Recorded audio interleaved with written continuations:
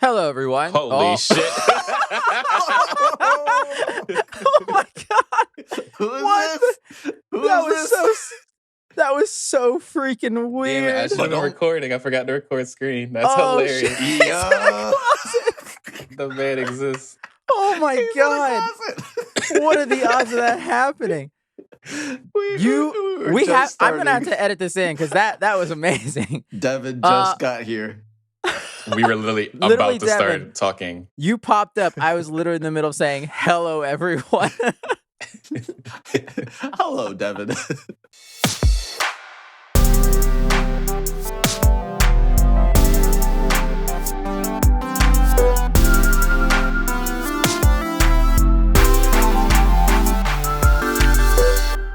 Hello, everyone. Welcome to another episode of the Fourtress of, a podcast about movies and TV shows and video games and lots of other pop culture nerd stuff.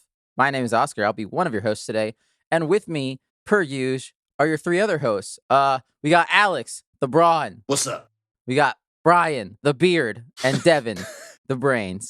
I'm surprised I wasn't the brains as Brian Brain. You know, that made sense. But I'm very surprised. Devin might not be the Brains today, especially today. Devin might just be the body, just non-existent, but he's a body. The that's passenger. here. He's a tall ass boy. We can just use the shield, but it doesn't work with the bees. How you guys doing? Other than Devin, We're doing great. he's running at like a 2 this morning. We're pretending this is a 3 p.m. recording, but it's actually pretty early. Yeah, And, it's fairly early. for us. Everything's fine. Everything's fine. Everything's fine. We're all alive. We're all here. morning people here today. Yeah. So if you sense a lag, don't worry about it. It's fine. All right. With that being said, do we want to get into our first segment of the week? Absolutely. Let's jump in. News talk. All right. First news piece of the week. Konami, the best place in the world. They're reportedly working on more Metal Gear, Castlevania, and Silent Hill games. Oh, really? Which is exciting, but we all know that Konami owns the rights to Metal Gear, but Kojima and them had a huge falling out when Metal Gear 5 came out, and so Very sad. it's a little interesting. I mean, it's not surprising that they're gonna keep going with this because money, but it looks like they're gonna try to remake all the classic Metal Gear games, which is awesome. I just hope that they give Kojima a piece of that pie, considering he made those games. Hideo Kojima deserves a cut. I would assume if he, I don't know how rights work in video games, but in the film industry, directors or higher ups get residuals. So I would assume that he's got residuals as a part of his contract, but I would sure hope so. I would hope so. creative I mean, they had a director. pretty bad public falling totally, out. totally. And all those so- games came out pretty early. You can't just rip up that contract. though. Right. All those games came out pretty early. And Metal Gear Solid's like a 95, 96 game. Metal Gear 2, Yeah. pretty early. Metal Gear 3. So there might have been, games were different then. They weren't seen Right. as Sure, highly, for so sure. contracts might have been a little weirder. So I do worry. but Yeah. He deserves a cut. That's a good And point. If they Yeah. want people to support them, they should definitely do right by the artist, of course. Yeah. Absolutely. Because it sounds awesome. Because one of the big things they were talking about was a full remake, like Final Fantasy VII style full remake of Metal Gear Solid 3, which I know Oh, Alex is your wow. favorite, one of your Yeah, favorites. So That seems like an interesting one to remake. Maybe because it would be the easiest. I feel like it's of the older Probably. versions, that one's the most modern feeling. Well, Metal Gear Solid 3, yeah. Yeah. yeah, I remember camera control specifically. Yeah, Yeah, I think when it first came out, it was still a la the same tank style controls, top down more or less. It's like a weird in between top down and standard third person view. But when I played it, they remade it and made the camera controls traditional third person, Nice. not tank style, Mhm. hmm which was really great for me because playing 2 was really difficult. Yes. 1 and 2 are a little clunky at this point. Yeah, And that's what I'm excited to, because, I feel like they should just remake those 2 yeah, maybe. I don't know. or all of them. I'm fine with all of them. Maybe. It doesn't matter to me. I mean, I never, yeah.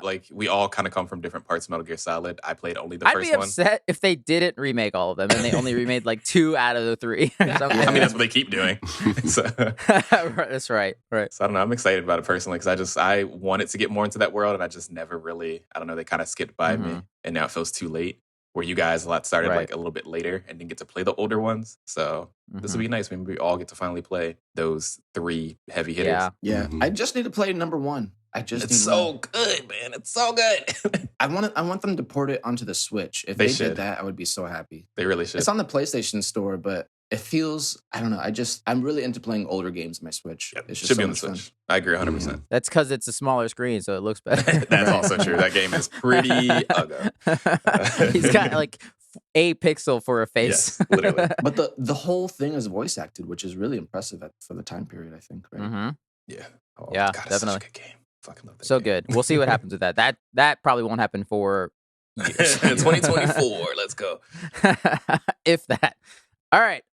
We're sticking with video games. This was just a pretty cool story. The new Kratos voice actor, Christopher Judge, he went on a bit of a Twitter, not tirade, but he just had a lot to say, and he was in his feelings. I want to say he's only nice. That man never says anything negative. Exactly. So. Like, it was awesome.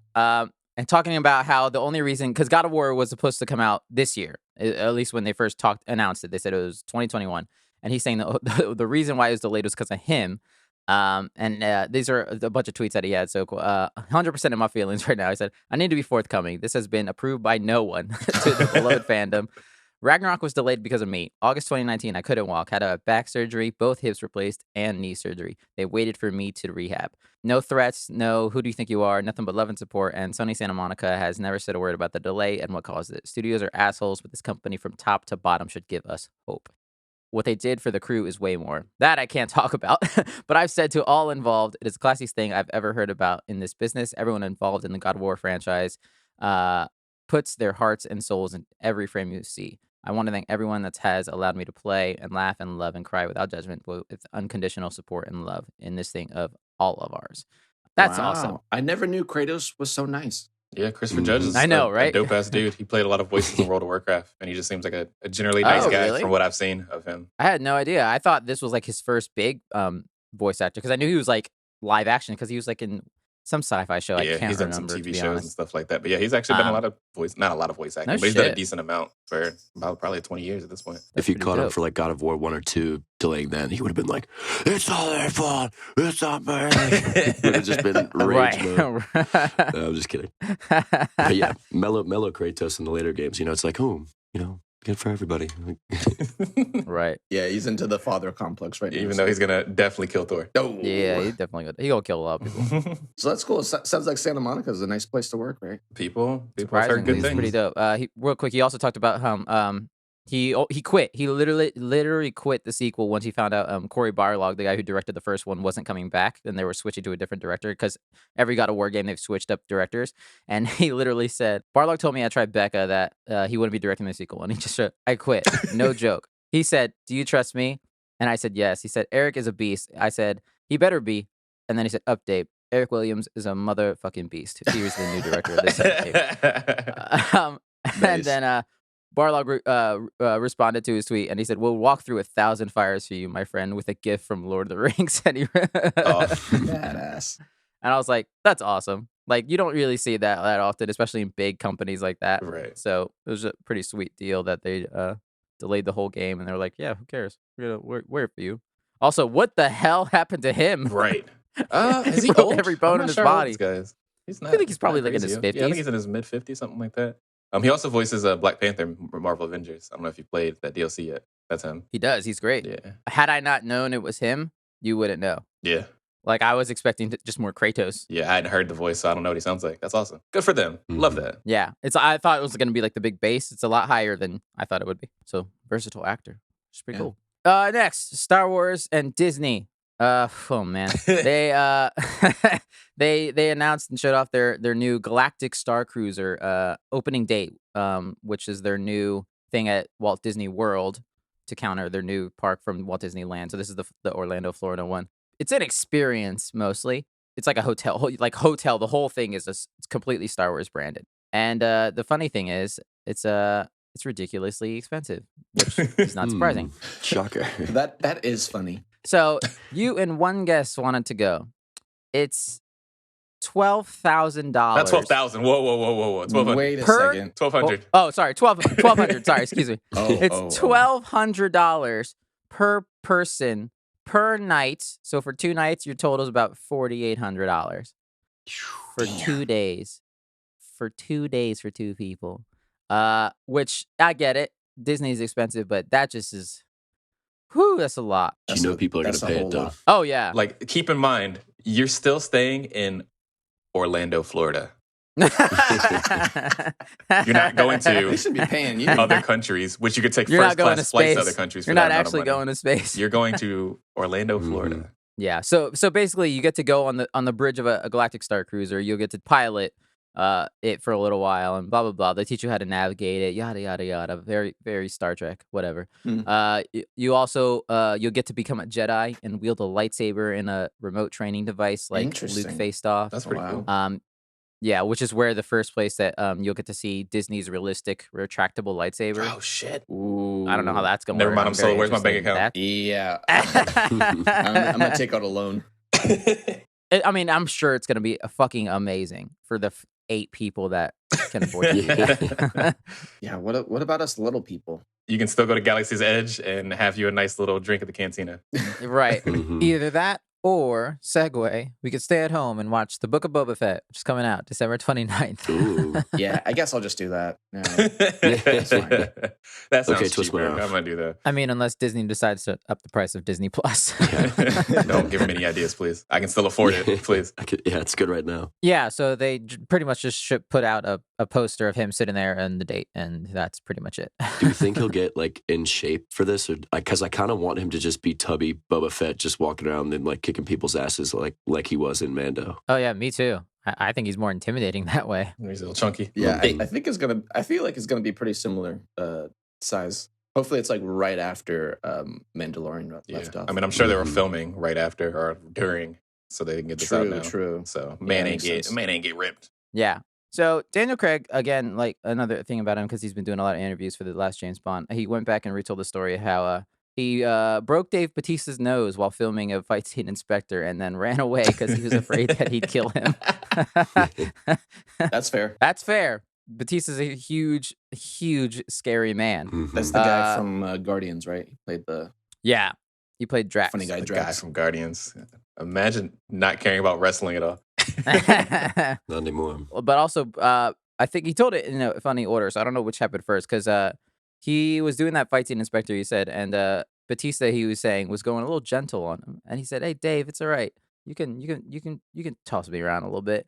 And apparently, Batista did. He took that to heart, so he did, and busted Daniel Craig's knee. Apparently, and the way he put it was, "I hit the wall." And my knee landed over there. So I don't know who got who back, because then he broke Batista's nose, or which order that came. But I think that's Yeah. hilarious. Wow. I'm just trying to think about Daniel Craig like punching him and just be like, ooh, and then just running the fuck away.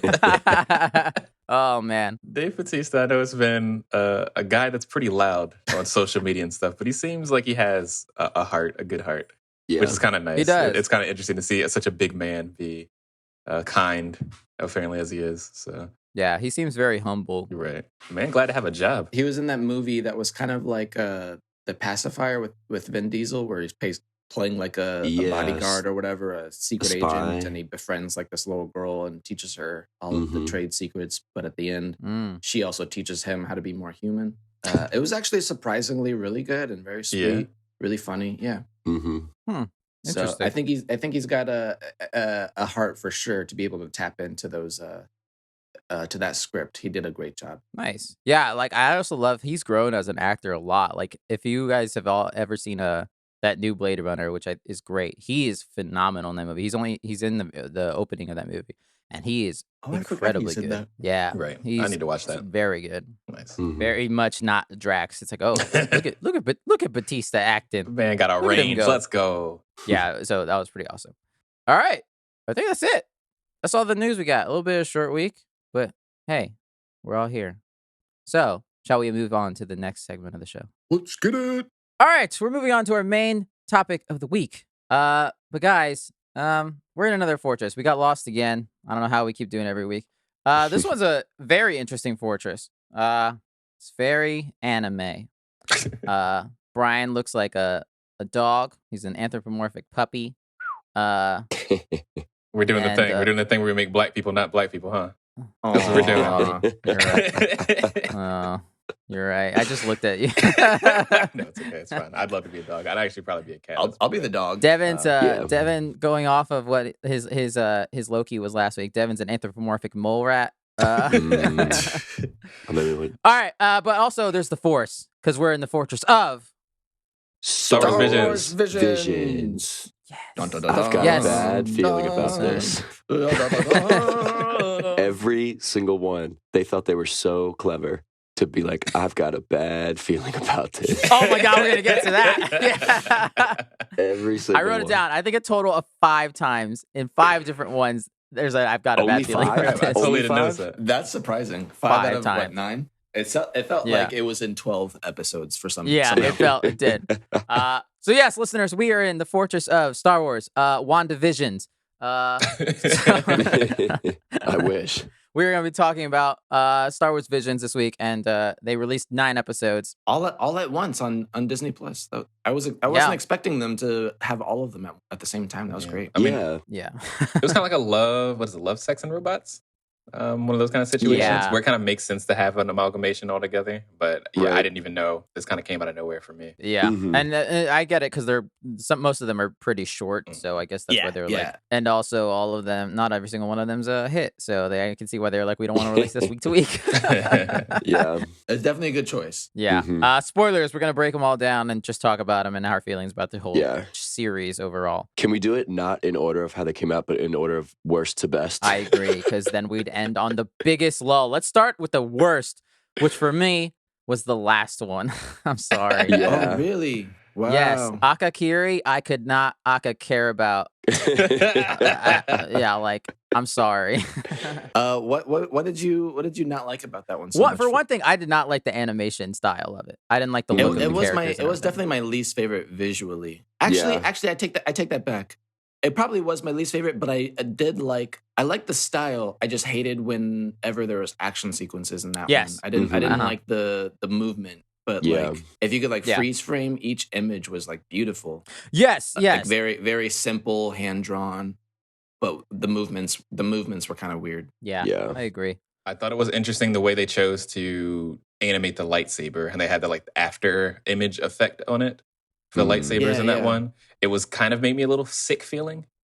It's like a Oh. intense motion blur or something. yeah, but it Mhm. was Yeah. it was an interesting take. Everyone's lightsabers were interesting takes, but that one was like probably my least favorite for that reason. Where I was like, it's Yeah. interesting that you chose to do it this way. I don't love it.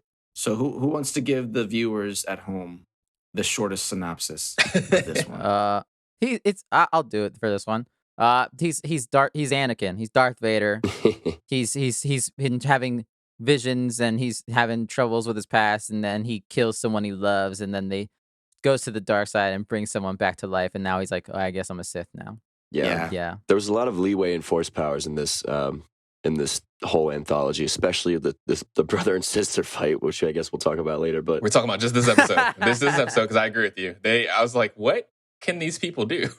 this one summed up the Right. whole like conflict of the prequel trilogy in 7 minutes. Like it's like, oh, if you turn to the dark side, you can absolutely heal people. Like They did a great job. Yeah. Right. I think story wise, this was actually one of my favorites. yeah, I, did like the love story. the arc. I love the struggle of the dark side theme in all the Star Wars movies in general. To have this as the element in the forefront was like super interesting for me. It was the opposite for me.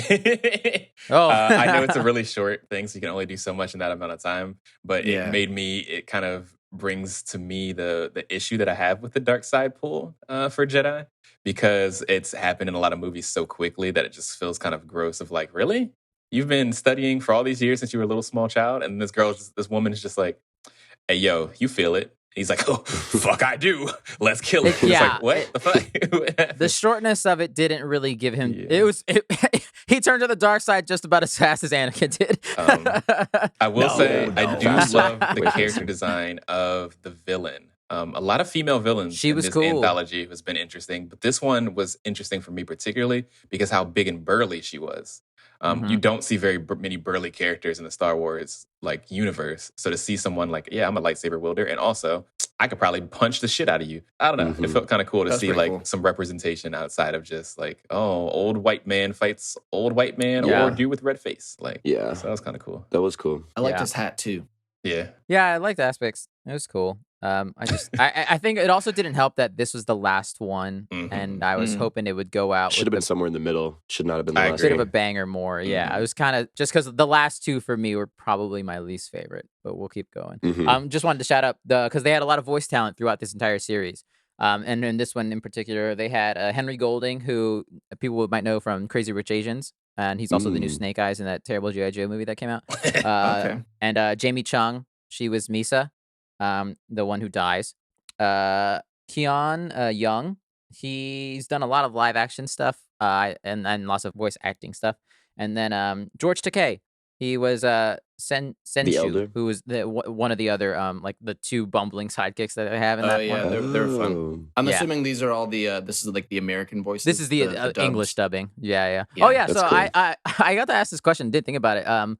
Because people were like, "Did you sub or dub this show?" I was like, "Huh?" Oh, I definitely watched with. I guess I did dub it. The dubbed English narration. I thought about watching it subbed, but I ended up watching it dubbed, which I know anime fans are punching air right now.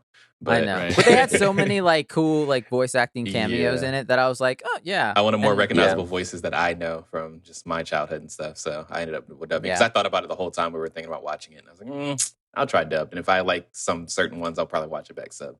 Yeah, I watched it in English, but I didn't know there was another option because I thought it was. I haven't yet, but I will in the future. I may watch some subtitles for some of my favorite ones. Yeah. Okay, so wait, what was the next worst one? Let's just go. I know my number one least favorite. Is it the same one you told me about before? Yeah, my least favorite in general was the which is sad to say for me because I love music, was the one about the Tatooine Rhapsody. That was my least favorite. Oh my god, I forgot. That one was pretty weak for me. I really wanted to love it too because I love music. I love jamming with people, and this was just like a really heartfelt, warm story about jamming. I thought that song was a bop though. It was. I felt the least Star Wars to me, which is also sounds cool in theory, but it just really fell short and unbelievable. Yeah, so ridiculous. Interesting. But I mean, I get it because it's an anime. But yeah, that one was straight up ridiculous. Like. Yeah. That's so funny. I mean, a lot of these are unbelievable to an extent, but I guess I like the ones that were like unbelievable and ridiculous. This one was just unbelievable and like this just straight up wouldn't happen. Like so what happens in here? They're like a rap back band of like punk rock stars. Their band's called Star Waver. But for some reason one of them is on the run from the law or whatever. Well, he's like a Jedi. He was like a Padawan maybe, it seems, because he's got a lightsaber. Yeah. He turned his lightsaber into the microphone. Yeah, that was cool. But then they get captured by Jabba the Hutt. Like Jabba's cousin or something. He's like, I don't really want to be part of the Hutts, but they capture him. They're gonna kill him. So they do one last show, and they're so good that Jabba the Hutt was tapping his little slug tail, and he was like, you know what? I'll let you guys live. You guys rock so hard. They even had Boba Fett in the back, like bobbing his head. Like, yeah, I know. Like, you know what? Your description of it was way more enjoyable than the actual show. That was the first time in Visions that someone said I got a bad feeling about this. Counter number one there. So I have 2 points about that on how I feel about that episode as a whole. Is one, it was interesting because it did bring characters from the actual like lore into it. That's how it was interesting to kind of make like a back lore, like, oh, you know, the Hutt legacy. We have this other guy that he doesn't want to be part of this, but Jabba the Hutt wants him to, you know, get into the game or kill him, you know, one of the two. And then also Boba Fett was in there, which was, I mean, he looks goofy as hell because he's like a chibi character with a big old head and small little body. Whatever. And then we were talking about that sub and dubbing. That's an episode I might watch back subbed because that song sounded so wrong in English. Yeah, and I bet it would be better for that one. I think a lot of it's because it's probably originally written in Japanese, and then they had to translate it, and it made the words stupid. It just didn't quite flow the same. Yeah, maybe stupid's not the way, but it felt like one of those things where it's like when you redub a Japanese like intro song to an anime or something, where it's like the words don't rhyme because it's not in Japanese. So that makes it gross feeling. So Not always work. Right. yeah, so it felt weird. I don't know if I like that actor that was singing that song the way he did. Voiced by Mr. Joseph Gordon-Levitt. That also maybe makes more sense then. Did he sing the song Joseph as well? Gordon-Levitt. I tried listening back again because it didn't specify in the credits if he did, but I'm assuming he did since they'd only credited one person as that character, Jay. Right. And I was like, it could sound like him, so he might have done it. I'd be shocked if he didn't. So he's in it. Bobby Moynihan, who's like an SNL dude. He was a Geezer, the big hut dude, the one that they were trying to get. And then obviously Temuera Morrison came back as Boba Fett for those couple lines that he's thrown in there. Nice. Oh, that's good. Yeah, this one's probably my if Aka Kiri is last, and then there's one in between that, and then this one's probably as far down on the list for me. Okay. So it's not high up there. Yeah. It's fine that this came after the duel. Who's got the next worst? Because I know what mine is. I think. Well, okay, I can tell you my least favorite, unless you got yours, Brian. No, if it's different from what everyone else's least favorite has been, please let us know. Yeah. Yeah. What you got, Devin? My least favorite one was the one with the robot boy, because Toby. No. Yeah. Toby. Yeah. That was going to be my next pick. So Did I not agree. enjoy That it. was that was my next pick. Oh. did not enjoy it at all. Like, I mean, What? okay, so yes, like the Rock Band one is probably the worst. Well, I don't know, but either way, this is in my bottom 3 for sure, because like it was just so ridiculous, like over the top, and like I don't know, man. You thought I this didn't- was more didn't over really like top than the twins? goofy animation style. A robot can't be a Jedi. What the fuck? He's It's like Mega Pinocchio Man. and Astro Boy.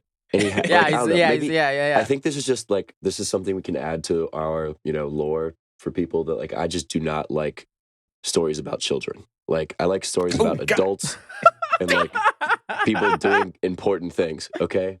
This stupid So ass kid. okay, well, children are the future, and I would argue that's very important, Devin. Yeah, I know. But like, Oh God. like this kid, I've like brought Not the everything whole- has to be the Witcher style heavy. That's right. But this kid was just, he was directly responsible for his master getting killed because he's like, wow, I'm going to find Yeah, a that was kyber pretty crystal. fucked.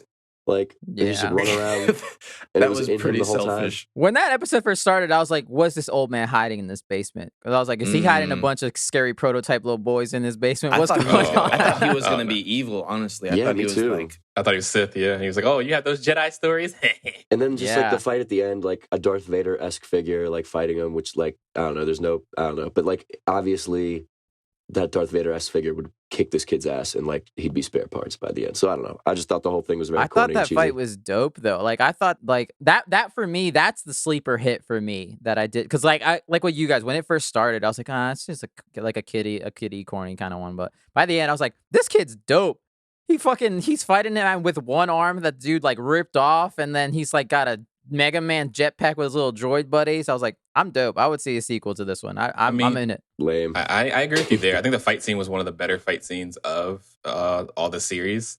But the story as a whole just felt pretty goofy. It was just Geppetto and Yeah. Pinocchio was very much what Yeah. it was. I want to be a Yeah. real boy. I want to be a Jedi. And that was kind of goofy. He was too upbeat all the time for no reason. As soon as he finds the lightsaber, he's dancing, even though his dad had just died. He was like, "Oh, I got a lightsaber! Break dance!" And it's like, why are you break dancing, bro? Like, what's going on? Yeah. And then I kind of agree with Devin that it just didn't feel realistic that this guy is suddenly really good with something he's never used before in his life compared to that was kind of the theme for a lot Darth of these, Vader. though. Yeah, Yeah. that's Right. true. A lot of these people just pick up a lightsaber for the first time and win.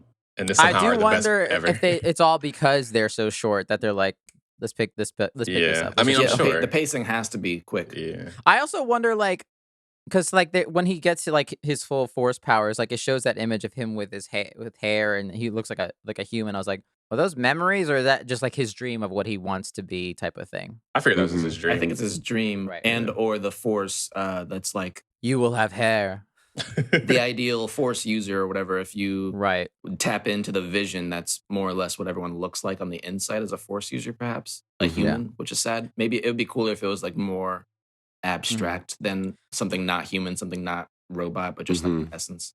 I do want to say that made me laugh in a horrible way. I'm gonna sound really bad about this. The name Toby is ruined forever because of roots. So as soon as that little boy went, my name is Toby, I was like, oh no, he's reverse roots. No, your name is Toby. it's terrible. My name is Kutkinte. Terrible.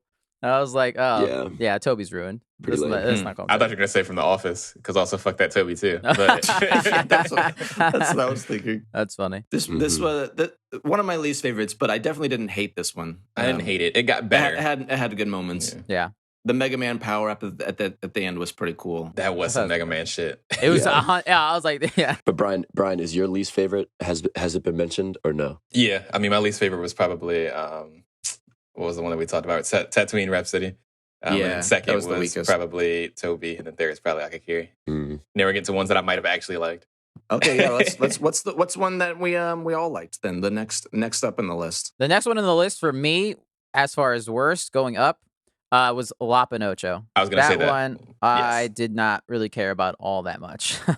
Which one was that? It's the one with the bunny rabbit. The bunny rabbit one. Yeah, that one was pretty crazy. I liked parts of this a whole lot. Like the first half, I kept waiting for one of these stories to not be about a Jedi. Even though I love Jedi, I just thought it would have been really interesting to see something more political and away from the Force, I guess. And the way it started out definitely was like right on there. I was like, okay, this is like really cool. It's like setting the tone. A lot of atmospheric stuff and like getting into like the nitty gritty of like the everyday person, right? More or less. And then it kind of has a twist and reveals that this family is like the last heir of the Jedi, more or less, and they have this saber that they've been passing down for generations. I was like, oh well, still a really cool take. It's a new way of telling a Jedi story, so I appreciated it a lot. It kind of got more silly and more like off the rails from there. For me, but yeah, I like the first and the half whole of it furry a lot. aspect was a little unnecessary. I was like, the first thought that came into my mind when it cut to 7 years later, I was like, oh great, the world's got a new Lola Bunny now. Oh, no. That's gonna be everywhere now. Yeah, probably. It was kind of weird. I wish they had chosen like just the species that was already existing. Yeah, well, they talked about it because I watched a lot of the behind the scenes that there is a bunny-esque species in like old Star Wars canon lore. There's a bunny rabbit named Jackson. He's a rabbit from Star Wars book. Okay. So that's where they're like, yeah, we can get away with this. Interesting. That was probably my least favorite aspect of it, was because I think the character wasn't bad. And I like the idea of like, family doesn't have to be blood and stuff like that. It had good moments and good parts of like definitely I love that the storytelling you're trying to do here. But then you see this anthropomorphic bunny rabbit, and I'm like, yeah, you look like Klonoa from fucking PlayStation 1, and you got a lightsaber. My thing is, I did think that the sabers that they've chosen in a lot of these like anthologies has been super cool. How they're not what you think of when you think of a lightsaber, and I think that one particularly having like the writing on the side of it was super interesting. To me. Yeah, that was great. I thought that saber looked really awesome, Being and like I mean, she did some pretty badass stuff.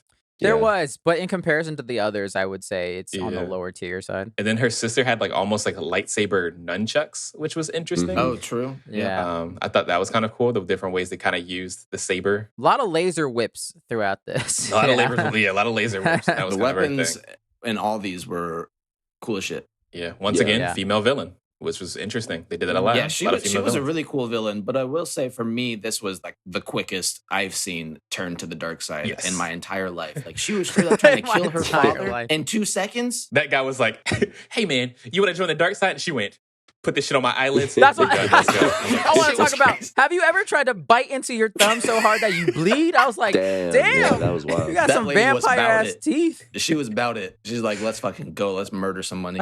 I mean, she told Lola Bunny, she was like, if they tell me to do it, I'm gonna do it for my family. I guess their only excuse is that it's been 7 years and we don't know what's going on throughout those 7 years. Yeah. It's still it happened very fast. I want to shout out the dad who had that whole fight scene in them clog sandals that they I was like, that's badass. That's badass. Yeah. That's the thing with this one. It was very like anime style because like it was very like wearing the like the I don't know, Japanese like those flip flops and like the kind of the attire and stuff. It was the very wardrobe, much like very design, earthy. Yeah, I mean even the tropiness. This was maybe the biggest budget looking animation. Like everything looked super like high value. High production. I agree. Yeah, I think it was the tropiest when it came to anime wise, like with the way that the main character is very bubbly and kind of whiny. The way that the father is very much, I know everything. And it's kind of like, a little smitten about it. Like even when he gets his eye Yeah. cut off and he's like, well, guess that was my last good eye. Yeah. This must be the end. Like it's a very like It's anime fine. thing where it's like he knows he's gonna die, but he's still like Right. funny and like light about it. Yeah. You take care of Yeah. your sister, that kind of stuff. So yeah, Yeah. it felt very much in that kind of space, which is enjoyable, but can also be a little bit abrasive for people that aren't into Mhm. those kind of things because it's very specific. Those kind of Mhm. things they Little do in cheesy. anime. Yeah, it's very cheesy on Yeah. like purpose. Mm-hmm. My favorite part of this one was her little Dragon Ball Z visor and with a little Oh carrot yeah, on it's over 9,000. it. The guy was like, you don't need your visor to see this. Yeah, that was funny. I forgot about that's- that. I that's love dope. that a lot. That's dope. Yeah. It was Yeah. okay. I think they ended on a bit of a low with this one and then Akakiri following. I was like, Yeah. oh. That's a bit of a I bummer. hate that people are gonna want to Mm. fuck it, and that sucks.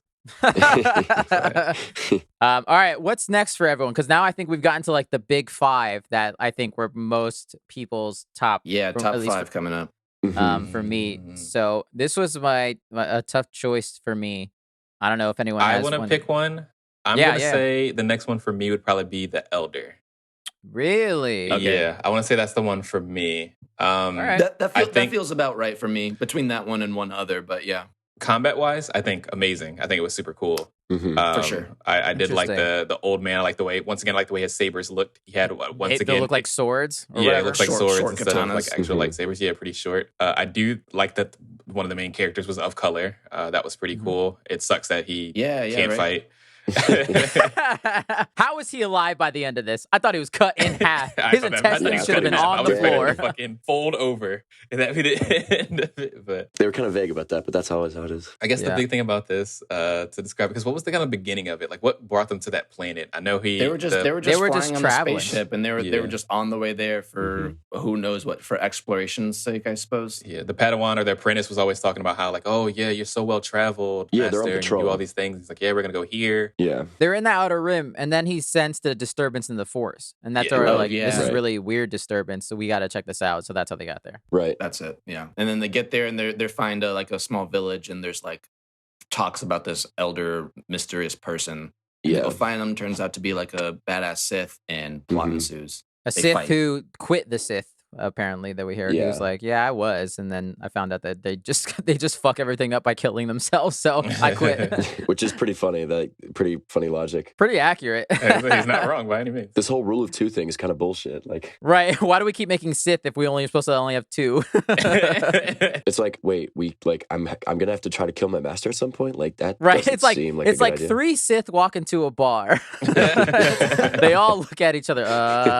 No one trusts anybody. For me, this was my second favorite one because Yeah, this one's mainly up there because for the me. story, like the story was like like I liked the foreshadowing of like, ooh, you don't really know what they're gonna find, like with the old guy, so it was kind of scary. I liked how they personalized the characters, like the kid was like winking at the kids and stuff, like the Padawan. So like you got a little bit more character development than I think in some of the other ones. But it also felt the most true to the universe of like, oh, I sense something in the Force, like doing things that Jedi actually Yeah. do. Yeah. And like very constrained within like their powers and stuff, and then like just Right. the action was good, and I don't know, just I think that for me it was the total package of all of it. I liked it very much. I really enjoyed this one a lot. Second place. Yeah. I loved how even the master at the end, he's like, "Yeah, I probably shouldn't have won that fight. Thank God that man was that Yeah. old, or else I probably would have lost." I mean, also he got distracted by Homeboy, and that's how he got the parry on him. That part was like one of the highlights of this whole series when he just puts his lightsaber in the old man's chest and then turns it And on. then I was like, turns right. it on. Yeah. "Oh!" Because that's the thing that we've Yeah. talked about in the Star Wars land, like Star Wars universe. Is like, why don't they try to do that to like fake a parry, feint, turn Mhm. off your lightsaber, and then turn it back on? Yeah. Because that's the thing, So you don't have to badass. always clash. You can just Yep. fake it, Mhm. and then you'll get an upper hand because Yeah. they're open. So that's what he did. He was like, "Oh yeah, you're force lightning this. Turn it off. Yeah. Right. Okay, you're dead." You know, It like nice. I Love loved that. how it was nice and short and sweet, and like their moves were very tactical and like in a sense that you like the Mhm. battle began before their lightsabers are even drawn. Like they're Mhm. taking their poses, they're kind of measuring each other up in a chess match that you were all supposed to think. And there's Mhm. only like maybe 4 moves total in that whole thing, anyways. And it's like Yeah, yeah. that's how a realistic lightsaber battle in your head For the would black kid, possibly even go. less. Yeah. I know, right? He got 2 swipes. Even though I like this one, it's towards the bottom of my top. Like we said, I love the story and the action was cool and the intensity, but I really hated the main character. I love that he was like of color and I love that for Star Wars, but I found him so freaking annoying. And maybe just because he's like an archetypal Anime main young character. anime young character, yeah. And he Mhm. was just fucking everything up. Everything goes wrong because of him. He's to blame. And I mean, he's it's very sad, Anakin episode 2, so. yeah. Yeah. And it's sad to say, but for me, I would have probably liked it more if it was a little bit sadder. Like I feel like all the good people just won astronomically. Right. Like, Yeah.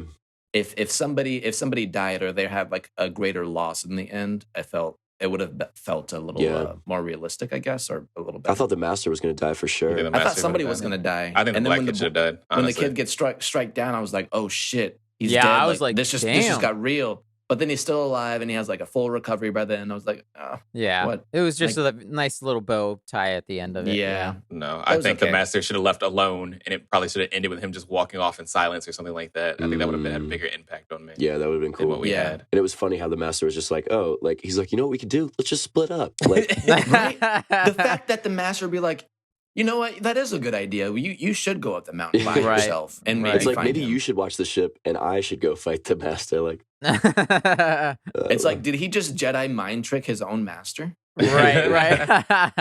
yeah, I don't know. That was a goofy part to me, but yeah. Like Yeah. now that I say it and we talked about it, there was one that may have landed around the same place. Interesting. Let's get to that one real quick though. Shout out to the voice actors. The kid was voiced by Jordan Fisher. He was in Hamilton, shit. and he's Nice. yeah, Oh, he's done a lot of cool. stuff. David Harbour from Stranger Things and the most recent Black Widow movie. He was the master. Yep. And then James Hong, who sadly the only thing I could remember him from, he's the teacher in that really bad Balls of Fury ping pong movie. Oh my gosh. He was the Wow. voice of the elder. Yeah. I Nice. knew that voice. Yeah. I knew he sounded familiar, but that's Yeah. kind of funny because I despise that movie. I know. Doesn't he He's play done the so. He's dad? like 92 years old. He's done so much Yeah. shit, but I hate that. That was the first thing I thought of. He's the elder, all right. Yeah. Yeah. So Brian, what was your next one that you were about to pick? My next one from that one was probably The Village Bride. Yeah, same. And I feel like Ah. I'm probably a little biased towards liking it more than I probably should have because I thought the beginning was quite boring. I'll be This one might completely be my honest. favorite. Really interesting. It was Definitely. very story heavy for good and bad. I think being pretty short maybe might have been its downfall because it made me only Right. really care about the last part. But I just really loved that character, the Jedi in this, and I thought she was super cool. Was I like the awesome. character design. I like the way she looked. I was just I like that she has a yellow lightsaber. yeah, one of the first things that when I saw her and when she put on a lightsaber, I was like, I want to draw this character. I just love the way she looks. I love her aesthetic Nice. so much. Visually, this was one of I my like her favorites. for sure. shoes. Yeah, I like how her she was shoes wearing- click in and out. She was wearing like heels, which not great. Maybe not No. be that. But I just liked her character design a whole lot. It felt incredible. Like it felt like the most anime in her character design. Kind of like a la Final Fantasy of just like you don't look like anybody else here. You We shouldn't be know- able to fight in this way. Right. We know you're the main character. You don't look like anybody else here. Yeah. Right. Yeah, this was a good one. When I watched it, I was like, "This was my favorite so far." In the ones because it was episode 4. So Mhm. at that point, it was my favorite, and mostly just because it was the only one that gave me actively chills in the moment when she says, "May the Force be with you," and she says like I'm a Jedi, and she stops the dude with her Force powers when he's about to blow that fucking girl's brains out. Yeah. Mm. Actively Right. gave me chills. The music started to kick in. I was like, "Damn! Oh man, that was awesome!" And then she just got that one swift instant kill strike. I was like, "That was pretty badass." Yeah. That was like one of the two where I was like, the fight scene made me excited. Yeah, This definitely. one was up there. I just wish there was more. It was super story heavy, and I loved it. But I wish there was a little bit more action I agree Yeah. with you. I think That's fair. the hardest part about it was getting through the first half. because Right, the yeah. stakes were super high, and the tension was really there, and there just wasn't enough. But Mhm. it was still good. My probably biggest question after it ended was, what is in that old dude's helmet? Because he threw that helmet and it rolled into the ship and blew the whole thing up. I was like, what was in that helmet? You wear that on your head every day. That man got carried by that bucket. Good lord. And then didn't he only have like one shot or something from the ridge line? And then he had to like, I can't remember. Like he was trying to be a sniper. Yeah, he shot like 3 bullets and he was like, Yeah. guess I'm out. Yeah, Where's the bad. helmet? That one was one of the others that I was like, I would see a continuation of this wherever Yeah, she's going. same. I would see a continuation of this. yeah, definitely. Shout out to the voice cast of this one. Karen Fukuhara. She played Katana in the first Suicide Squad movie. Sadly, Mm. but Sadly. also fucking we had I'm apologize for all these names. I'm gonna try to say them. Kari Hiroyuki Tagawa, who everyone would know was Shang Tsung in the original Mortal Kombat. He was he was the dude with the helmet. Oh, cool. Yeah, it's badass. Fucking Nicole Sakura, she was Haru, who was she played Emily in Until Dawn. Brian would know as well. I would know that. Yeah, she slaps the shit out of that girl. That's amazing. And then there's a bunch of other people that have been in other Star Wars stuff, like Nice. other animated Star Wars stuff that were also in this because there's a shit ton of people. Nice. But those are like the big highlights. Also, everybody play Until Dawn. It's a good game. It's probably like $10. Great game. Great game. I guess since we're up into the upper echelon now, if you guys rank this one very high, I'd be very surprised. But the one with the brother and sister, where does that fall for I was you about guys? to say the twins would have gone lower for me at this point. I didn't place the brother-sister one very high. Like, I thought it was so ridiculous. It was cool, but like they're talking in outer space for at least like 10 minutes. Like, with no oxygen. It's like, okay, like the Force, it bro. was wildly, like, it was cool. Like, how it ended was cool, but it was just like, it was just wildly out of the top over the 5, top. this was the 5th worst. This was the 5th one down for me. Yeah, I agree with you, man. Well, then we should talk about that one next because I think that's probably where it lands for me personally. Is it lands right above The Village Bride for me. Is the twins. It started out so fucking cool to me, especially when they were wearing all that armor and stuff. I really enjoyed that.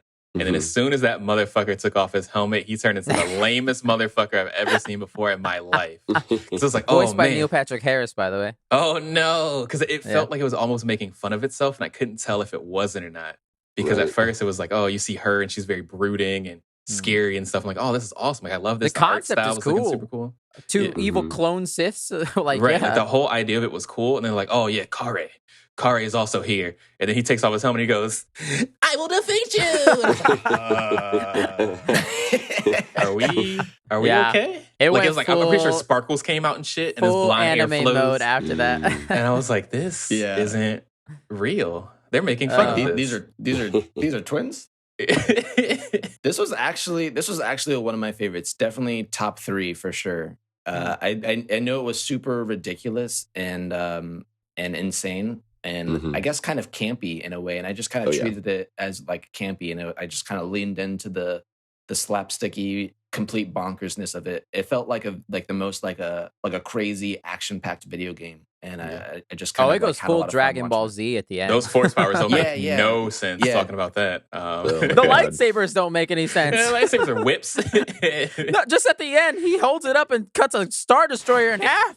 In hyperspeed. That was so cool. It's amazing. I love the idea of using your force powers to make a lightsaber even more powerful somehow. Right. Like, that was just amazing. He's standing on an X-Wing going into hyperspace. What the fuck? It was awesome. And then it only cuts the Kyber crystal, not her in half. I know. It cuts the ship and it cuts the Kyber crystal in half. Which is funny because the director in the behind the scenes talks about the only reason he's like, yeah, we made him go upside down. One, because it was cool, but then I thought about it. I was like, it's so that he doesn't kill her as well by cutting her in half. I was like, I don't know if that makes entirely sense, but all right. Like, it was cool. Like, I liked it. It was just over the top, like, unapologetically. But man, like, it was just wild. Like, part of me loved that it was wild, though. I love how stupidly ridiculous it was. It definitely got ridiculous, especially I loved it when she just force grabs his X-Wing as he tries to take off. Yeah, that was Force Unleashed right there. Yes. I love this. This is so good. I love to see people that are super strong with the Force. Yeah, it was pretty cool. Her laser whips were cool. She was just going mental. He also saw a vision of her death in the future, and he was trying to warn her. I was like, there's a lot of force powers going on right now. Very General Grievous. Like, sometimes she had 6 arms, sometimes she didn't. And I know that's supposed to be like that was kind of wild. Artistry, or if she actually had 6 arms. Like, it got weird. It got weird. But I enjoyed it. It did have that main character energy once again, where the main character is the most annoying piece of shit ever. But he was very Luke Skywalker type. Yeah, that's show business, baby. Yeah. Also, shout out to Alison Brie is she was messing around. She did really well. She had very Jennifer Hill. Yeah, pretty good. I had to go back and watch these again after I found out who they were because I didn't recognize anyone's voices mostly from watching it. So that was cool. All right, we're down to the last 2. Let's do this. What do we do? Do we do the duel or do we do the 9th Jedi? I know for me, I would probably do the 9th Jedi over the duel, but I don't know how you guys feel about it. I don't know. It's close. It's close for me too. I think they both hit at the top for me for completely different reasons, you know? Yeah. I agree. Let's go with the duel. Since that was the first episode, they knocked it out of the park with the first one. It was a banger. Yeah, Set the bar way too high for the rest High of it. action. I feel like it had some of the best fight stuff for anything I've seen from Star Wars. She's got a fucking umbrella lightsaber. Yeah, that was pretty cool. That was She the first shoves one. it in a dude and then opens it. It was basically that same episode from Mando with Ahsoka. Like it reminded me of that, but like Yeah. like I guess Ahsoka, her episode drew kind of from more of this kind of samurai, kind of movie. So maybe that's why they did it as an homage to that. This is 100% like a Kurosawa film. That's probably why they put it first. It was like, people are thinking, this is from Japan. What's most Japan? Yeah. Kurosawa. Black and white. I mean, they made it black and white. They made it look sketchy like a manga. So it felt like it was just, scenes and pieces just straight out of a manga. Like if you were just reading one of the books or something. So I thought that was super cool. Straight up called him a Ronin. He's a Ronin, and then a very like samurai vibe, stuff like that. Yeah. It felt very samurai Champloo. Totally. Very lone wolf kind of character that you don't know much about. He's very like that brooding. Turns out he's a Sith at one point. Right. So and it turns that out was very everyone interesting. He's a Jedi, and he was a Sith this whole time, or used to be. Yeah. It might have been another one of those situations where he left the teachings. And also, he's killed a lot of Sith. He got a lot of red kyber got a lot crystals of in his kyber little crystals. jacket. Yeah, maybe he's the elder, and then maybe he later on becomes the that fat. That's kind of small interesting. guy. No, I don't know. I think this guy's way cooler than that guy. But yeah, the fight, the just the style and the action sequences, I think were the two things for me. And just like the story, it was a very like well-contained story. Like it's obvious, like it's just like a wanderer helps the people It's a pretty out. straightforward Very traditional trippy. story. Just like the focus was on it's the a safe action. one to start out with. Yeah. What was Homegirl looking for? Just to brutalize At civilians. the end, she got to that temple with the red lightsaber at it, and then she didn't get to see what was inside because she got stabbed. Well, I thought I don't know if I think she was trying to kill him. I thought it was him. No, she had left and went and tried to find something, and then got killed. I don't know. Y'all don't remember that? I thought she thought that he was standing behind the waterfall, and then he thought he slices it. was standing there behind the waterfall. I didn't catch it as that. I caught it as her trying to find something because it was the red lightsaber thing. Yeah, but I thought he put it a in there to decoy. try to trick her. Yeah. And then he just like, gotcha, bitch. Yeah. Yeah. And then he killed her with something else. Yeah, he tricked her, right? Yeah, that's what I took it. That was Director, a bad trick. She's stupid. yeah, she real dumb. He put that's a nod to episode 1, he says, with Darth Maul and Qui-Gon fighting behind the red wall and just waiting for the wall to go. That was his little homage to that. And then he had said there was the log part of that fight going down the river was an homage to episode 3 between That makes sense. Obi-Wan. Yeah, I felt that. Yeah. Especially when she cut like the log down and it was started moving and stuff. Yeah, that was pretty cool. That was pretty sick. They underpowered her. They nerfed her. She should have been stronger than that. I was pissed. I mean, she crushed the shit out of everyone in that opening scene when she first shows up. Voiced by Lucy Liu, by the way, who I thought did a terrific that's job. cool. Oh, sick. Yeah. Another female villain. No, yeah. I loved her design and her hair. She looks super cool. She had such big hair. I felt like this whole anthology series like was really well represented in as far as female and people of color. Though this was in black and white, I totally felt like I like imagining a lot of these characters in this dual episode as being of color or specifically African American. Like she had very fro-y style hair. Right, poofy. Yeah. And I just like the idea of imagining her as a black character. I think there's one other person who was like, maybe it was like one of the elders. He had like dreadlocks or something. I was like, yo, this place is sick. This like That's world interesting. they're establishing is like where I want to live in Star Wars. Also, the main Ronin was voiced by Brian T, who most people would know as the bad guy from Tokyo Drift. But that's all I got. But yeah, it was cool. Yeah, very cool. Very cool one to start off with. All right, last one. I guess this one's up there as for me as I don't know if I can call it my favorite, but it might be. It's hard to decide. But The Ninth Jedi, and it makes sense that it's all on our list. By I didn't say shout out all the studios, but this one in particular was Production IG, who most people would know. They did Ghost in the Shell. Yeah. okay. And this one is also, I think, the longest, or it's tied up there for being one of the Yeah, longest. it's like 21 minutes, something like that. That's pretty long. Yeah. Yeah. But I think it was worth it. This one was dope. Now that I think about it, after talking about the duel, I think this one's my favorite. This one has the most fleshed out story for me, and I enjoyed almost it was the all top of for it. me. Yeah. I think this one was definitely in the top 3, but for me the duel is the best. But yeah, this one so cool. Like, especially the twist at the end. I That was love great. the idea of the lightsabers changing colors depending on who holds it and the size. Because that reveal, that twist reveal, when they all turn them on and they're all Sith, red. it's like, oh my god, that was fucking dope, dude. I love when a story can implement really cool ideas like the colors and the size changing. Like they didn't that could have ended right there, and I would have been like, "This is awesome." But the way that it enforced like storytelling and plot, as well as being a cool factor, I just think that is such good filmmaking and storytelling when it's done like that. So I applaud. They're trying to trick you the whole time by showing like the master. He looks like a Sith, the one that they're all looking for. He's dressed in all black, and he looks like the villain. And they're all dressed in these Jedi-ish robes. And then they do the switcheroo. It's like, oh fuck. Yeah, they got us good. Subverted our expectations. And then that little girl, I fuck with that little girl so heavy. She's amazing. Like that, I was okay with her being good at what she did.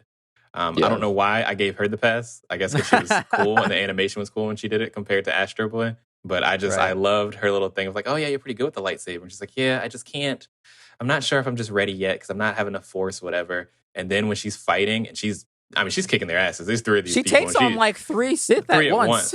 And then when she hits that clash and that shit turns green, even though I think it should have been blue, because she seems more like a guardian, a Jedi guardian, if anything, which would be less into the Force and more into the being a protector. I still thought it was just super cool, just watching it turn green. You're like, let's fucking go! Yeah, I'm just happy to see more green. Yeah, for sure. That was just like the one time that like I really felt like it felt the most like me watching an anime series, me getting excited, like when Goku shoots a Kamehameha or something like that, where I was like, let's fucking go, let's do this. I love it. I would see a sequel to this one. I would definitely, 100%. absolutely. Like, I want to see them go on their adventure. Yeah, definitely. More of her. Out of all of them, I would love to see the Ninth Jedi and the Village Bride as like an actual full episodic. I just love seeing characters that are different from the norm being the main character. I know we got that in the sequels with Rey, but I just don't think it was fleshed out as well as it could have been. But with this, I feel like I love this character instantly more than I loved Rey. Yeah. But just with her I don't know, her greenness and stuff like that. I just love that kind of character trope, I think. Then we got a good old speeder chase, and like I love that last visual, like when they broke the dome and then like that asteroid was like, it made it look like a lightsaber, like the light shining out of it. Yeah, at the end. That was cool. Nice little touch. I like how they're just ripping out kyber crystals and mining them from the space. They're just using a ridiculous giant like launcher to grab them out of space. Cool. And I like how that they get that one guy who's like, "Hey man, like you sure you want to go with them?" He's like, "I'm sorry guys, I got twisted by them." It's like, okay, you're good now. Like, just help us. I like that he had a purple lightsaber. Yeah. Red and blue. Mace purple. That's pretty cool. Does that mean Mace Windu? Well, I don't know. Because like Mace Windu's definitely not. Samuel L. Jackson just likes purple as his favorite color. Yeah. They talked about that. Pretty much. And George Lucas is like, shy. Yeah, just gotta make it purple. But I did like that idea because I thought that a lot of people were talking about that maybe Mace Windu had some dealings with the Sith because of that. And I think that's an interesting concept to think about, whether it's canon or not. Yeah. I thought that was cool too. I like how the villain at the end just straight up evaporates when he gets pushed into that little kyber crystal mine. I was like, God damn, this is violent as hell. Yeah, that was kind of dark. When they were just let him sit there, I was like, oh, they're gonna let him get back up. And then he's like,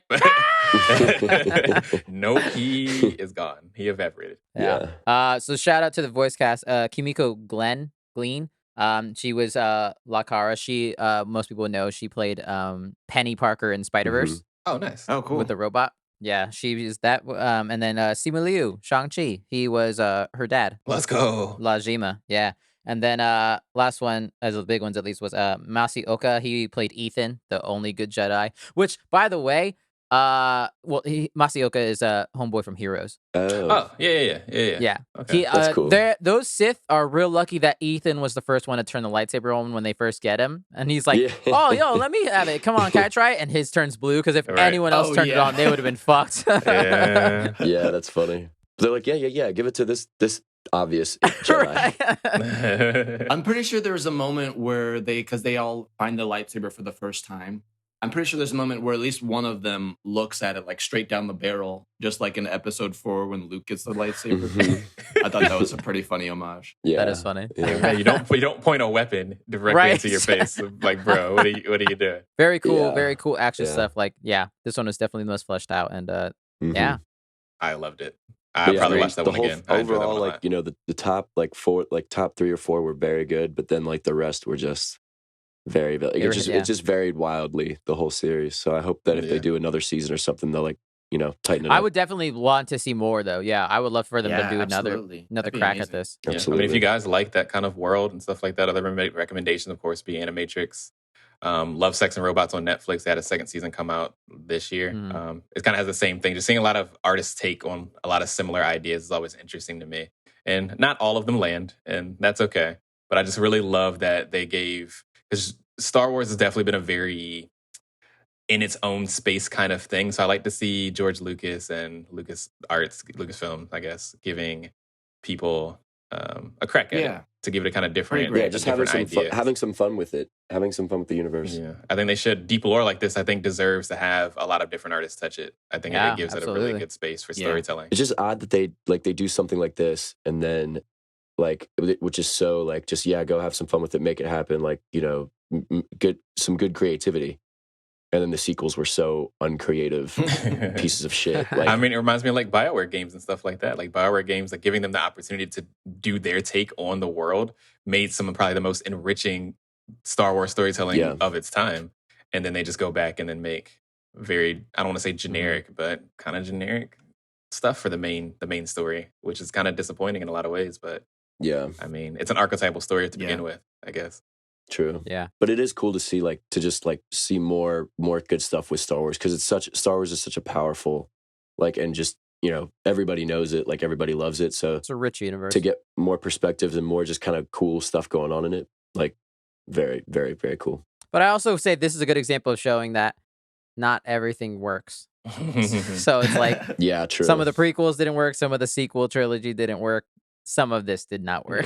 Anything this big, not everything's gonna work. Not everything's gonna be a hit, and that's okay. And that's okay, because overall, not everything was amazing, but overall, I loved watching all of it. Yeah. Very cool. Also, umbrella lightsabers. Yes, also that. Yes. So to wrap things up, I have a quick question for everybody as it pertains to what we just watched. Is that okay? Cool. Are Yeah. you ready? Okay. So obviously, this is an anime. Every episode was an anime. I want to be a had bunny. Completely different style. But what do you guys think was the most anime as fuck moment? Like classic, traditional, like anime as fuck moment. For That's me, good. That's a it good was question. in I think episode 8, Lopen Ocho, when the hero cuts down the sister. And like we think like she does this final like huge kill move, and we think that she got her. She like the villain falls off the edge, the sister, and then just a moment later, you see her like rising above the screen as her arms are crossed and she's like staring her down. She's like on top of a ship as it escalates up, and it's revealed like, oh, she's so badass, she's still alive, and then she flies away. For me, that was like, that's so fucking anime. Yeah, that was very anime. Yeah. For me, I probably would have to go with the ending of the twins. I knew when that'd be somebody's. He's like, there is no try. You're right. There is no try. Only do. And he soaps up put the kyber crystal in the lightsaber. And I think that whole one was the most anime as fuck. Yeah, just from beginning to end. And it makes Neil Patrick Harris just makes it that much funnier. So I get to see him in the booth just freaking out. So that moment was hard to beat for me when it came to that. What about you, Devin? Do you have one? I think for me, it definitely has to be somewhere in Lopinocho, but I guess I'll do the moment where like they were fighting, like they have their two groups, and like the father is fighting with the daughter, like, you need to respect your elders. You don't know what you're like the value of what you're missing. And you know, she's like, the new age is now, Dad. Like, you don't understand me anymore. Like, I guess that was pretty anime moment to me. That felt very very timeless. Yeah. What about you, Brian? For me, I think it was probably Tatooine Rhapsody. With the main character just being really fucking annoying as a whole, but especially when they finish singing and everyone's tired and they're out of breath and they just sit there like, what do you say?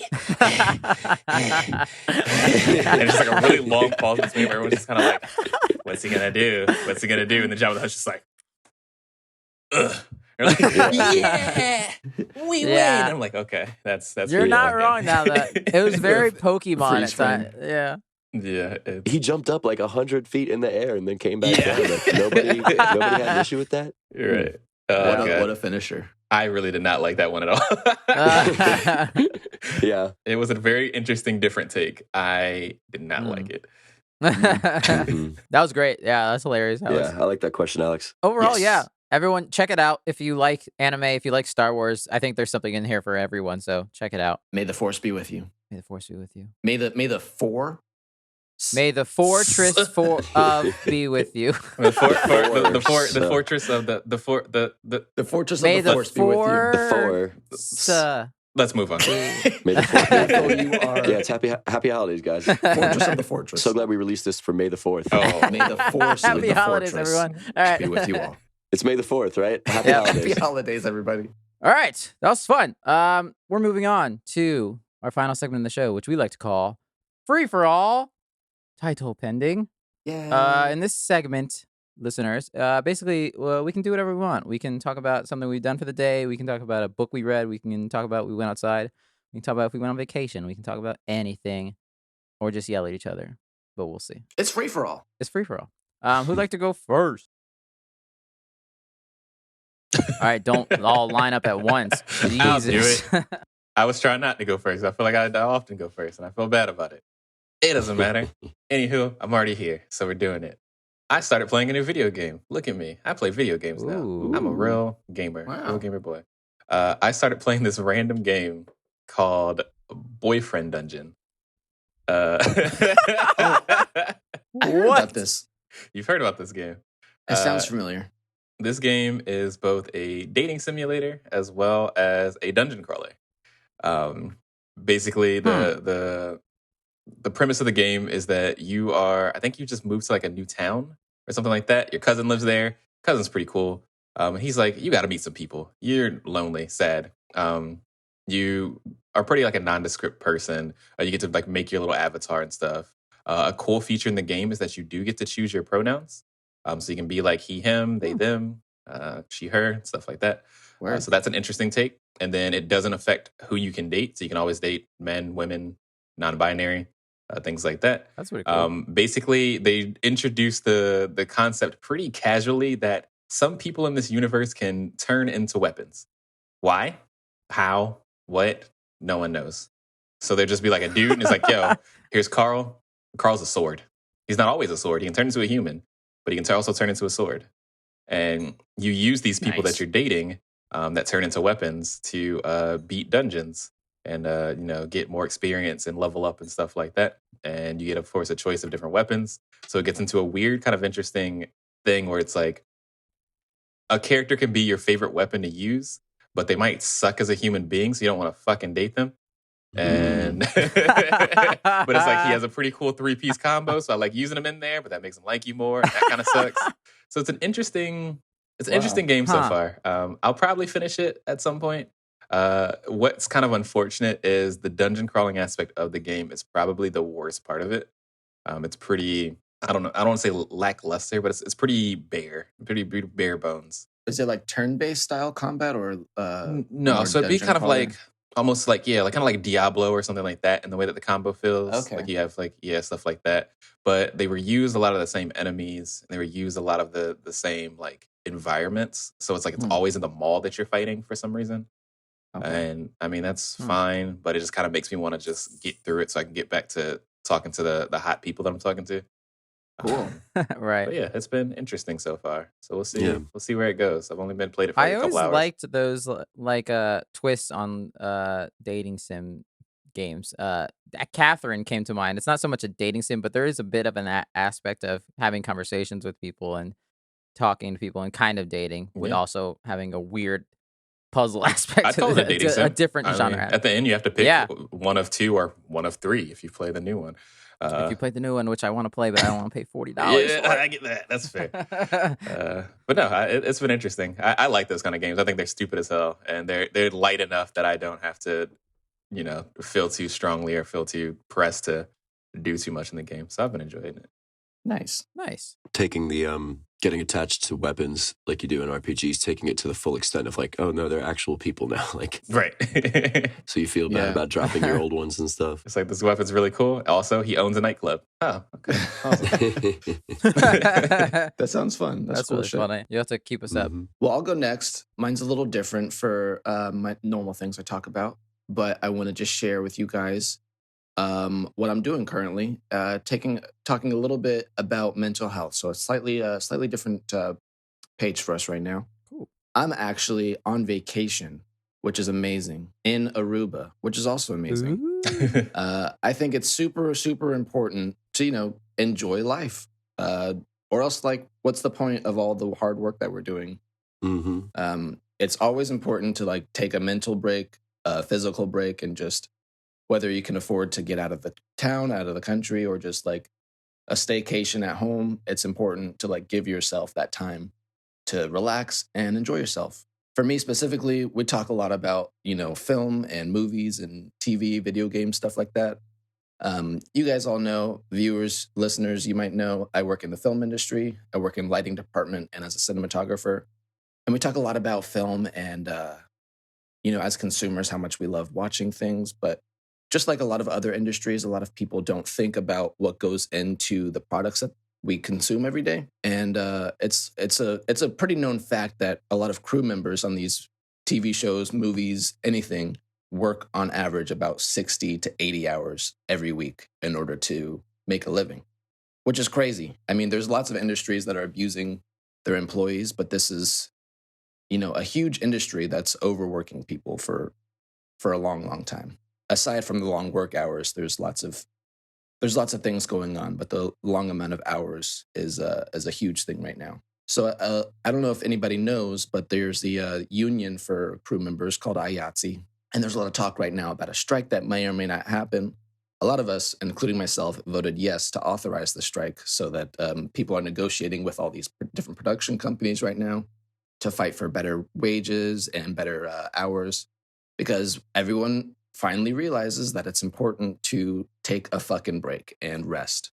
And with these long hours, these long days, people don't have time sometimes to see their friends, to buy groceries, take care of their family, and just rest, just sleep, just do life. So I, myself and my wife, we make a point to say no sometimes to jobs and just take a fucking break and get out of town and just like treat ourselves and treat our mental space as just as important as the money that we're making. Because like I said, if you're not enjoying your life, what's the point of working so hard? And also you just gotta take care of yourself and take care of your family. So yeah, I encourage everybody out there, if you're paying attention to what's happening with IATSE, to support crew members and to take a break whenever you need it. That's awesome. No, I'm glad you brought that up, because I think that's super important. And a lot of people, especially in industries like yourself, where people are like self-employed or contract or things like that, especially in film or creative spaces where you feel like whenever you're taking a break, you're losing out on something. Because in contrast, I work a 9-to-5 job. So I work my 40 hours and I don't work anything over that. So after that, I always have a guaranteed break. Whereas when I was trying to do more freelance and more stuff in that space, any hour that I felt like I wasn't doing work, it felt like it was hours wasted. And a lot of people get into that weird rut where it's like, I gotta work or I'm gonna lose everything. And it's not true. Right. But at the end of the day, you gotta have a break. You're human, and work-life balance is so incredibly important for your mental health, your physical health, all of it. So that's great that you guys are unionizing. Yes. Do it. It's great because it helps protect your rights and helps everybody win in the end. Companies will do all they can to take advantage of you. Yes, absolutely. As we've seen, sadly. History has shown. The boot of capitalism is strong. Yeah. So, no, that's good, man. We lose track so much of like, you said that, Alex, like, what's the point? Like, you got to work for something, right? So, I mean, like, I don't know. I feel like so many people just get caught up working just to work and like, like Definitely. being workaholics. But you got to take those vacations, take that time off and 100% take advantage of what, the fruits of your labor for sure. Yeah. And I absolutely love my job. I love what I do for a living. It's an absolute dream come true. But to a certain point, everybody in the industry kind of is more or less a little bit brainwashed, I would say. It's like almost normal to be working these ridiculous hours, 12, 14 hours a day, sometimes 80 hours a week. So, and we're like incentivized to take these long, grueling jobs to be able to make overtime, or if you're getting like more abused, sometimes they'll push lunch to get the better shot or whatever and push through. You get meal penalties. So you're incentivized to take these grueling jobs to make extra money just to make ends meet or to be able to eventually take some time off. So it's just kind of like we're hurting ourselves now for to be able to retire at some point, or we're hurting ourselves now to be able to take a break in 2 months.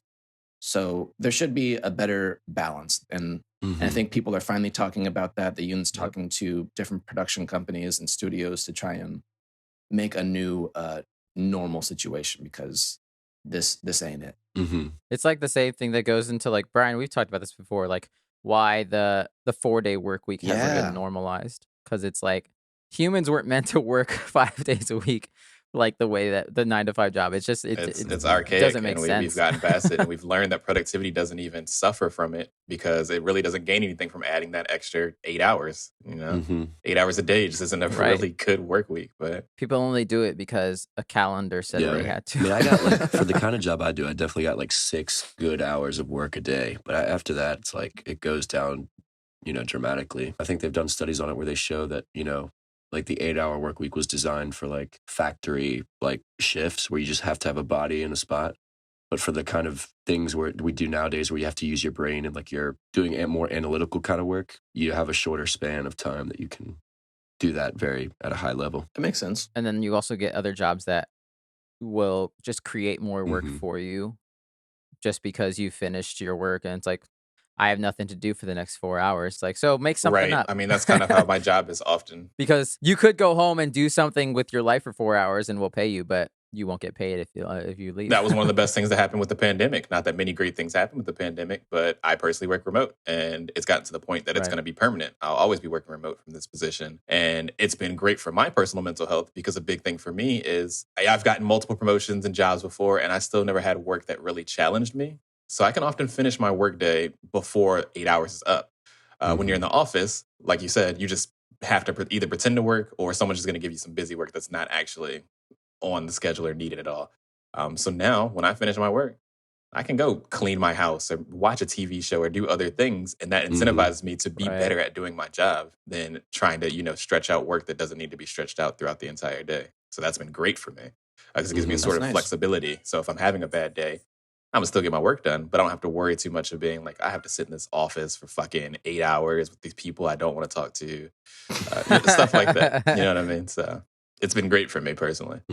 That's awesome. Yeah, no, that's terrific. That's great, Alex. No, that's really, mental health is very important. Live your life. People need to enjoy your life. Yeah, absolutely. I think we should have had Alex go first or last. I don't know, probably last. But I'm about to say, that was really heartfelt and really good. Yeah, such a nice topic. Right. Should we just end it?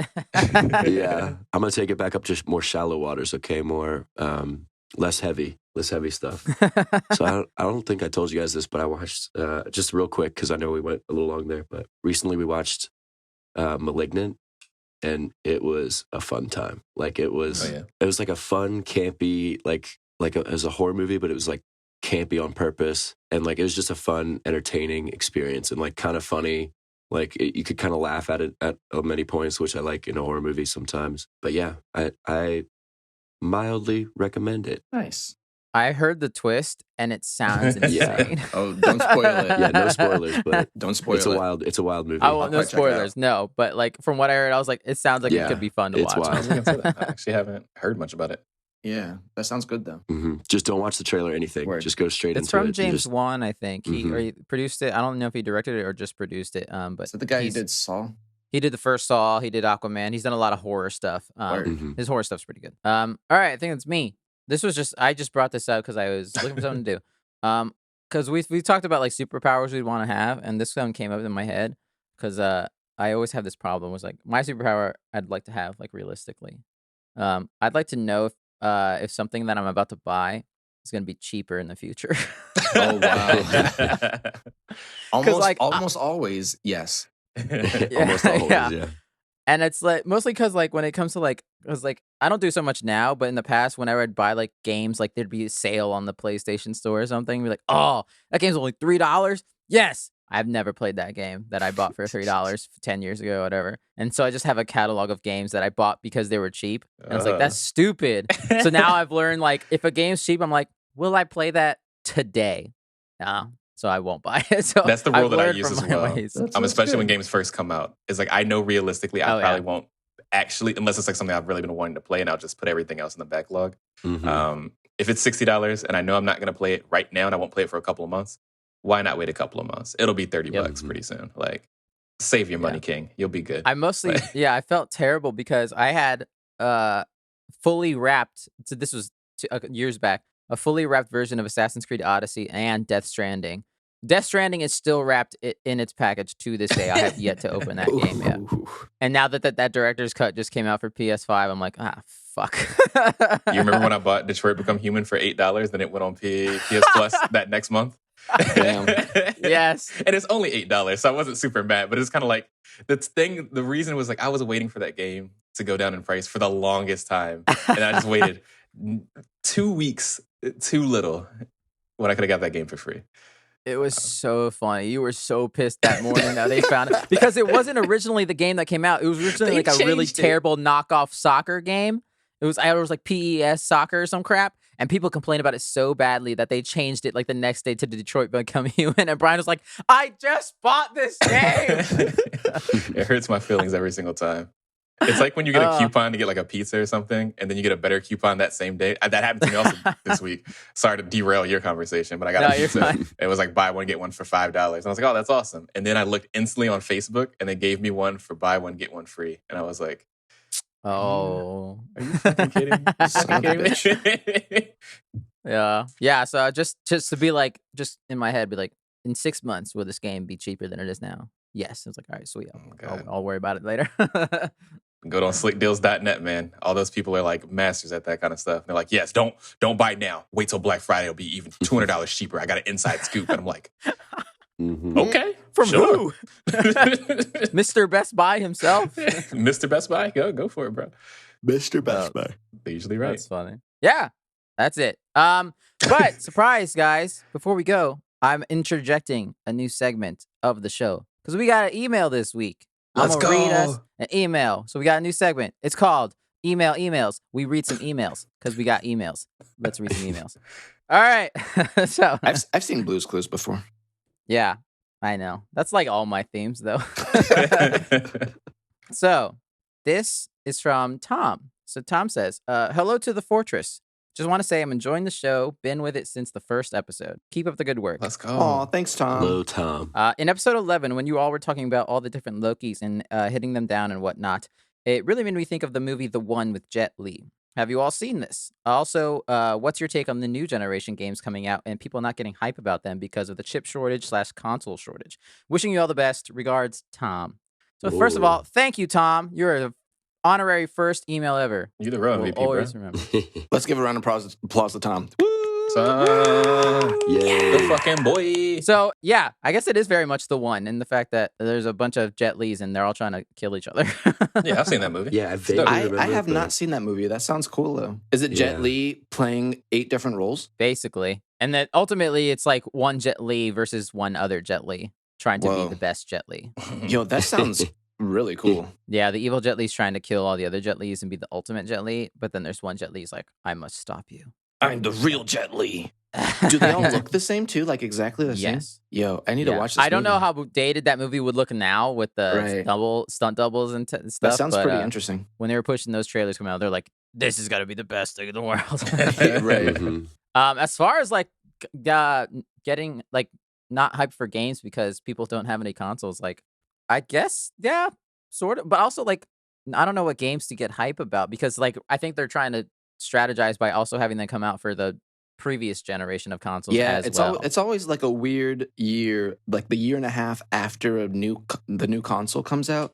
It's like when everything comes out on the same the old version and the new version. It's like everything's like in like purgatory. Yeah, this has definitely been the worst for that. It's never been this long. We're like you said, Right. we're a year and a half into this console generation at this point, and Nearly most 2 years people at this point. most people Wow. still don't have the new consoles. And Xbox has already Yeah. said it's not getting better anytime soon. PlayStation's already said it, and PlayStation specifically is going to stop doing the previous gen games now. They said their first party Oh, stuff is going to no. be PS5 only from now on. What?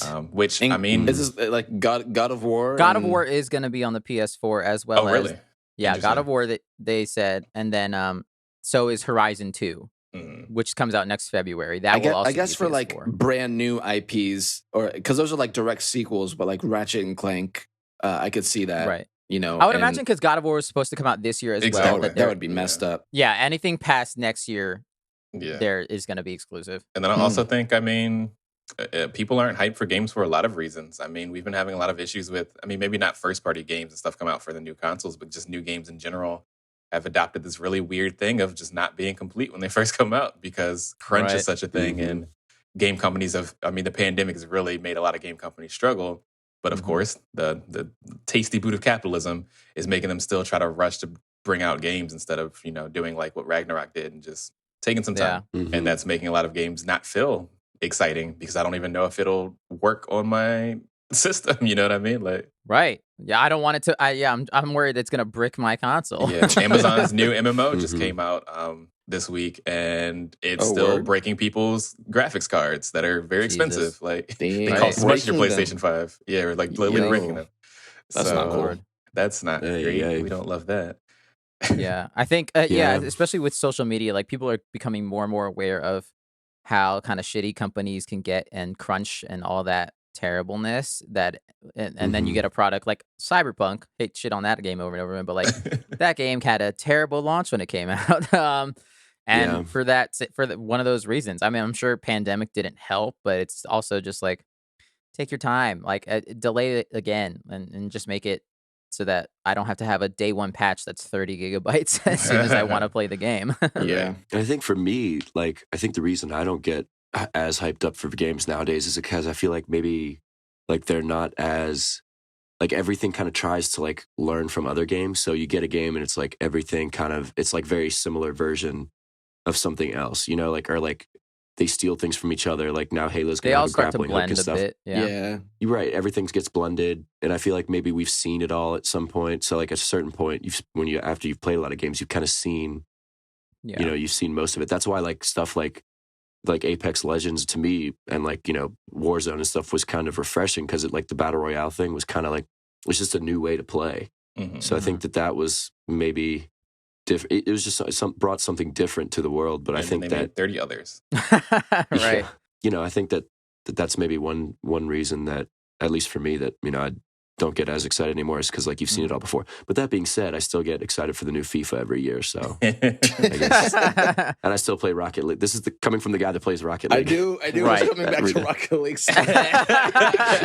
Our listeners will Yeah, love it. if they Yeah. announced Rocket League 2 comes out tomorrow, Devin would buy it. Absolutely. It'll be free, first of all. That won't be free. It's going to cost $20-$40. You can jump even higher now. The ball's a little bit smaller. AAA gaming has become almost synonymous with like how we see pop music. Like AAA game means you're going to get 3 or 4 of the exact same thing that you've seen in every other AAA game. The same way that pop music is always going to be the most popular thing of the time. And that's right now it's, you know, battle royales and things like that. You know, a lot of loot boxes, all that kind of stuff. Like, you know, that's what you're going to get when you get a AAA game right now. Open world, that's another buzzword that's used a lot. And that makes it less exciting because it's just like, yeah, I know it's going to be very polished and like look nice, but it's also going to feel generic, I guess is the best way to Right. put it. Yeah, And generic. that That's kind the of thing. sucks. I mean, granted, if they said Last of Us Part 3 is coming out tomorrow, I would be hyped for it. It depends on the game. Like, I would Tomorrow. be stoked. I don't know if I I'd feel be hyped like, for when that. did you guys make that game? That's gonna be garbage. You made that in 2 months? Nah. Yeah, no, I mean, like for example, Deathloop just came out, and like that was probably the closest I got to like, oh man, I really kind of actually want to get this right That does look now. really good. Yeah. But then I was like, will I play it right now? True. True. No, My so PC I probably can can't wait. run it, so I'm not going to play it anytime soon. So that was a very, very interesting question. So thank you again, Tom, for emailing in. That's Yeah, the that's end a of our great question, segment. Tom. Emails. We read some emails because we got emails.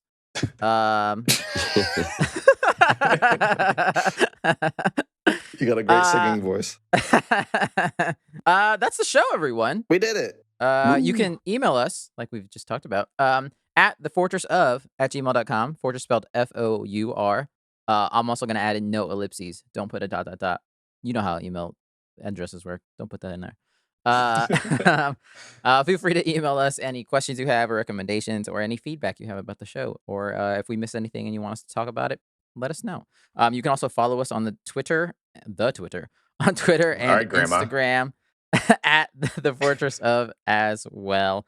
And also the YouTube channel, The Fortress of, has some fun stuff that'll go up there soon. Don't forget to review and rate us in any way whatsoever. Tell your friends, tell your family, tell your grandma, tell your cat. Play it whenever you want in a car wash with the windows down. Thank you, Brian, for the art. Thank you, Alex, for the music. Thanks, Devin, for being here once again. And thank you, Jackie, for helping out at the podcast every week. Thanks, everybody, for listening. My name's Alex. If you want to follow me, you can hit me on IG. Alex is an alien. Boom. Speed round. You can follow me on Facebook. It's by the way, ITZ by the way, no underscore. You can follow me on Instagram, ITZ underscore by the way. You can also follow me on Twitch, by the way, X. Awesome. Love you. Bye. Speed round. Yeah, you can follow Devin to the closet, sitting in a closet, where he's currently sitting. in the closet. In the closet. I'm recording. I don't know if we can talk about that anymore. I He's don't know going if to we can jail reference now. the boy. He is going to jail for a very long time. He's guilty now. All right. Happy holidays, everyone. Put a coat on. It's cold out there. Happy holidays. Put some shorts on. It's hot out there. We'll see you next week in another episode of The Fortress of...